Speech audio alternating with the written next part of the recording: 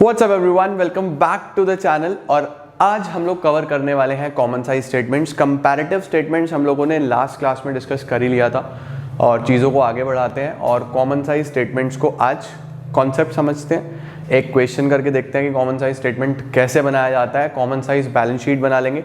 Common size P&L next part में करेंगे और उसके बाद चलेंगे towards the most important chapter, that is cash flow statements. पहले कैश फ्लो स्टेटमेंट्स कर लेंगे, फिर रेशियोज और एनालिसिस भी कंप्लीट। पार्टनरशिप ऑलरेडी कंप्लीटेड है तो देखना है तो प्लेलिस्ट में जाके देख सकते हो। पार्टनरशिप इज डन, एनालिसिस में कंपैरेटिव हो चुका है, कॉमन साइज कर रहे हैं, इसके बाद करेंगे कैश फ्लोज एंड रेशियोज। चलो स्टार्ट करते हैं आज का video. Let's begin with common size statements.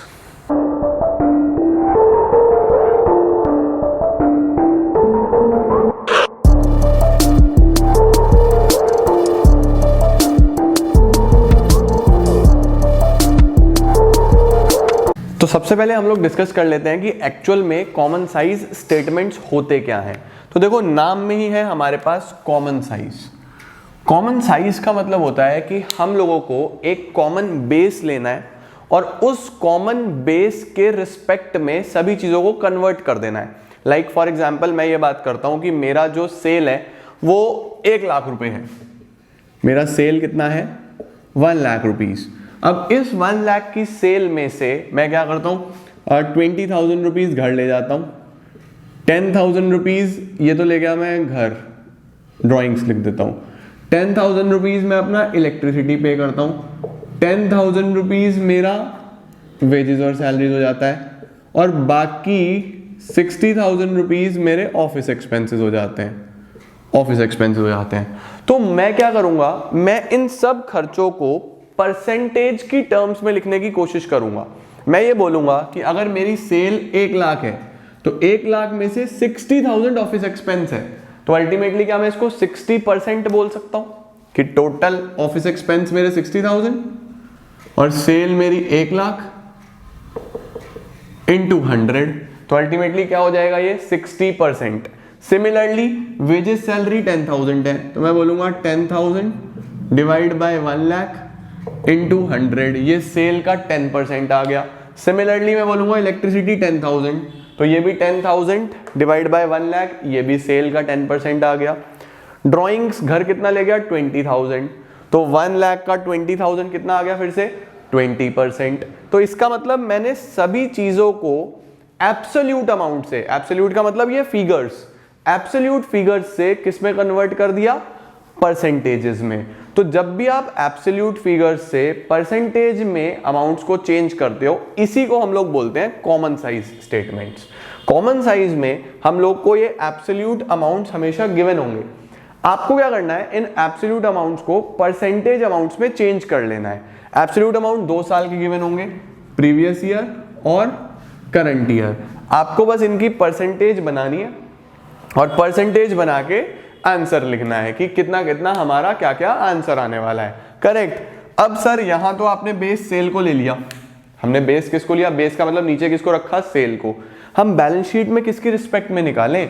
Balance sheet में हम किसको यूज करें कि हम कॉमन साइज बैलेंस शीट बना पाए? तो बैलेंस शीट आप जब भी बनाओगे तो आपको ध्यान रखना है कि आपको बेस हमेशा टोटल को लेना है। आप जब भी बैलेंस शीट बनाओगे तो बैलेंस शीट में बेस हमेशा किसको लेना है? टोटल को। और जब भी हम प्रॉफिट एंड लॉस अकाउंट बनाएंगे, तो अब किसको बेस लेना है? ये अगली वीडियो में बताऊंगा। अगर तुम लोग को पता है तो कमेंट सेक्शन में बता देना भाई कि अल्टीमेटली P&L में हम किसको बेस लेते हैं। अगर नहीं पता तो अगली वीडियो में करेंगे ना। अभी फिलहाल किसकी बात कर रहे हैं? बैलेंस शीट की। तो बैलेंस शीट में बेस किसको लेके चलना है? हमेशा टोटल को। तो चलो जल्दी से हम लोग परसेंटेज निकालना शुरू करते हैं। देखो, टोटल को बेस लेना है, यानी इसको नीचे मानना है। फिलहाल इसको भूल जाओ, 17 को भूल जाओ, सिर्फ 16 की बात करते हैं। तो 3 lakh divide by 6 lakh into 100, यहां पे मैं रफ में लिख रहा हूं 3 लाख अपॉन 6 लाख इंटू 100, कितना आ जाएगा ये हमारे पास? लगभग 50%। कितना आ जाएगा हमारे पास? 50%। इसके बाद अगर 2 लाख अपॉन 6 लाख करूं तो 2 लाख अपॉन 6 लाख इंटू 100, ये आ जाएगा लगभग 33.33%। 33%। 1 लाख अपॉन 6 लाख अगर करूं तो, अगर 1 लाख अपॉन 6 लाख करूं तो 1 लाख अपॉन 6 लाख इंटू 100, ये आ जाएगा 16.66% या 67%। Total 6 lakh divide by 6 lakh, इसी का ही 6 अपॉन 6, ये हमेशा कितना आएगा 100%। बात समझ रहे हो? टोटल में परसेंटेज को जोड़ने मत बैठ जाना, इसमें भी फाइंड आउट करना कि 6 अपॉन 6 इंटू 100। समझ में आया? अब ये जो बैलेंस शीट है, यहां तो आपको बैलेंस शीट प्रॉपर्ली बनी हुई है कि शेयर होल्डर्स फंड्स आ गया, non current liability, current liability, but exam में आप एक्सपेक्ट मत करना कि बैलेंस शीट बनी हुई आएगी। आपको अलग अलग आइटम्स आएंगी अलग अलग जगह, तो वहां पे आप लोगों को क्या ध्यान रखना है, बैलेंस शीट का फॉर्मेट लर्न होना चाहिए, जो मैंने सबसे पहले सिखाया है। तो फॉर्मेट ध्यान से याद करके जाना।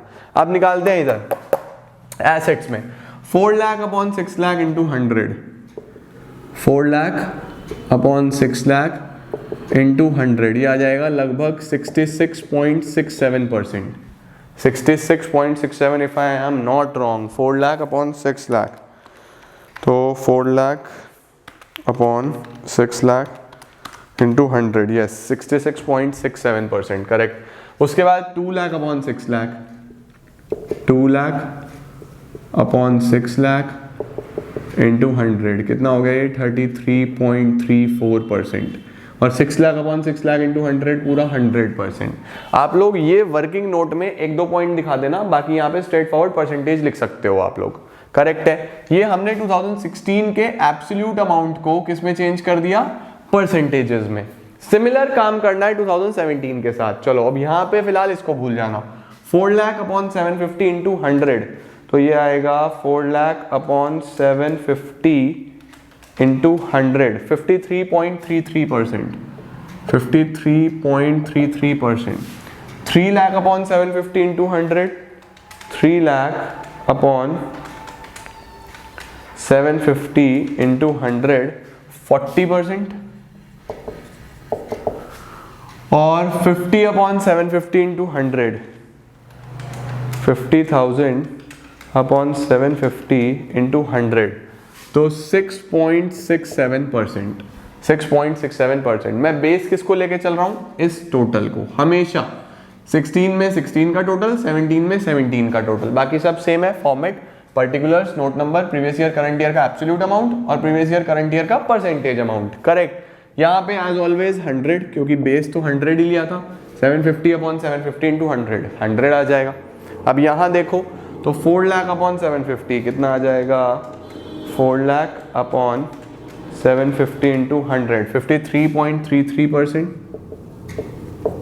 4 लाख डिवाइड बाय 750, ये वाला अगर देखें 350 upon 750, 350 upon 750 into 100, 46.67%।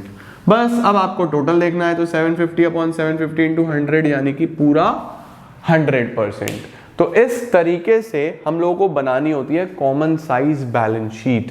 Similar way में जैसे हमने कॉमन साइज बैलेंस शीट बनाया, इसी तरीके से हम लोग बना सकते हैं common size profit and loss account, बिल्कुल सिमिलर वे में। चलो सस्पेंस ओपन अप कर ही देते हैं। इसी तरीके से हम लोग common size profit and loss account बनाते हैं। बस डिफरेंस क्या होता है, प्रॉफिट एंड लॉस अकाउंट में जो आप बेस लेते हो, बेस लोगे आप रेवेन्यू फ्रॉम ऑपरेशंस को, वहां पे हम किसको बेस लेते हैं, रेवेन्यू फ्रॉम ऑपरेशंस। और कुछ भी डिफरेंस नहीं होता कॉमन साइज बैलेंस शीट और common size statement of P and L में। बस बैलेंस शीट में आपको बेस किसको लेना है, टोटल को, और common size profit and loss अगर बनाना होगा तो उसमें नीचे आप किसको कंसीडर करके चलोगे, रेवेन्यू फ्रॉम ऑपरेशंस को। बस इतना सा डिफरेंस आएगा, बाकी कोई भी फर्क नहीं होता कॉमन साइज बैलेंस शीट और common size statement of P and L में। मेनली जो ऑब्जेक्टिव है वो यही है कि हम हर चीज को परसेंटेज के टर्म्स में डिस्कस करें और एब्सोल्यूट फिगर्स से परसेंटेज फिगर्स हम लोग निकाल पाए। तो this is how you prepare a common size balance sheet. Screenshot लेना है स्क्रीनशॉट लो। ऑल्दो आप लोगों को मेन जो पर्पस था वो कॉन्सेप्ट समझाना था, और मैं पूरी उम्मीद कर रहा हूँ आपको अच्छे से ये बनाना आ गया होगा। तो हमारे कंपैरेटिव स्टेटमेंट्स भी खत्म, हमारे कॉमन साइज स्टेटमेंट्स भी खत्म। इसके बाद नेक्स्ट क्लास में हम लोग डिस्कस कर लेंगे कैश फ्लो स्टेटमेंट, जो कि है सबसे ज्यादा इंपॉर्टेंट सवाल। मुझे कमेंट सेक्शन में जरूर बताना किसको कैश फ्लो स्टेटमेंट बिल्कुल नहीं आता, फिर उसी हिसाब से डीप में हम लोग अच्छे से डिटेल डिस्कशन कैश फ्लो पे कर पाएंगे। तो आज के लिए बस इतना ही, और अच्छे तरीके से पढ़ाई करते रहो। एग्जाम्स की डेट शीट भी आने वाली है, 31st में आ जाएगी। बाकी let's see, let's hope for the best. This is it for today, thank you so much.